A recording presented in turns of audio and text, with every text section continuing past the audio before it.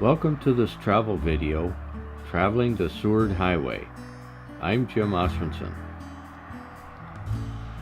On Sunday, July 27th, 2014, Gary Cihlar and I drove down the Seward Highway.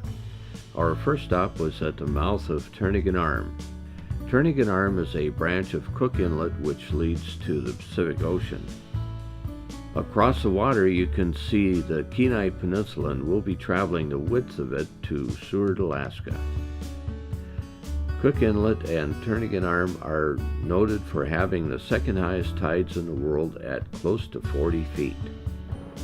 There's a strong tidal current running almost all the time. Our second stop was at McHugh Creek Trailhead and Picnic Area, 15 miles southeast of Anchorage. It's a great place to view Turnagain Arm and the Kenai Peninsula across the way. It's a great jumping off point for trails going into the Chugach Mountains. This is where I used to go with my friends when I was stationed here in the Air Force in 1970. Here are some still images and some Super 8 movies from one of those outings when we tried climbing McHugh Peak.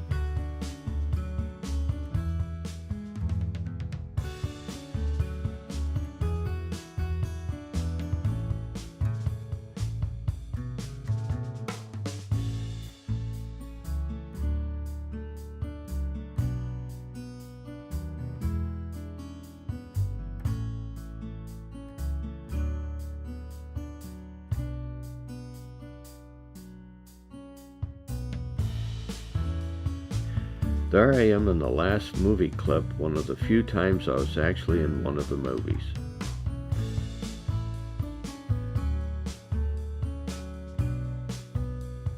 The next stop was at Bird Point. It's a very nice facility with stairs and ramps and a great viewing area. It's a great place to watch the tide going in and out. Four tides occur twice daily in Turnagain Arm, and Bird Point is a great place to watch for them. A sign is posted at the viewing platform explaining it.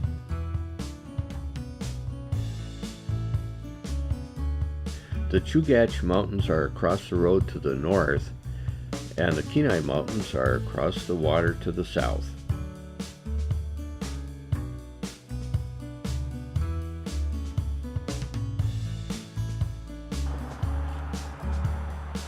Gary taking a picture of Portage Glacier.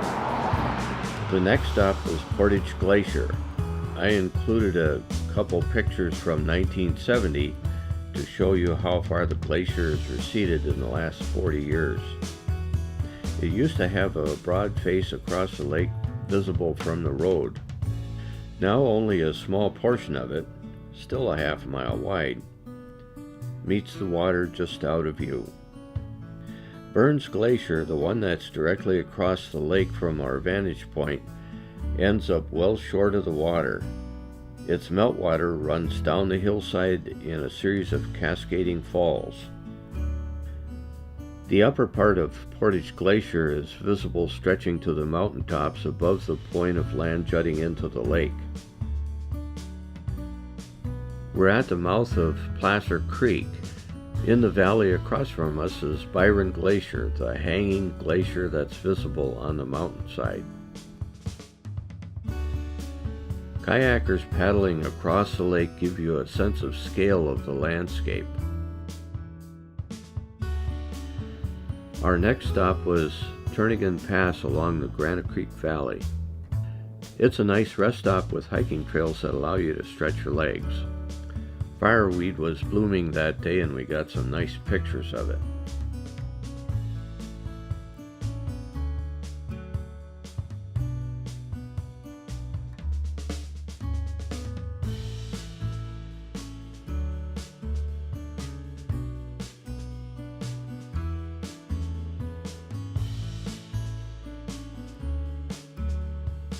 We also stopped on the northbound side when we returned from Seward on July 29th.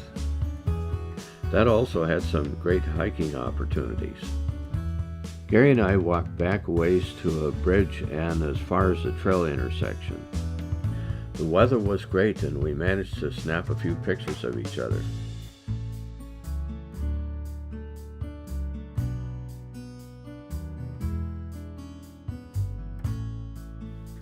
Next was the Canyon Creek rest stop.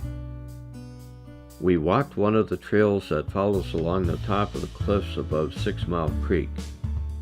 There were some steep drop-offs, so we had to be careful where we were stepping.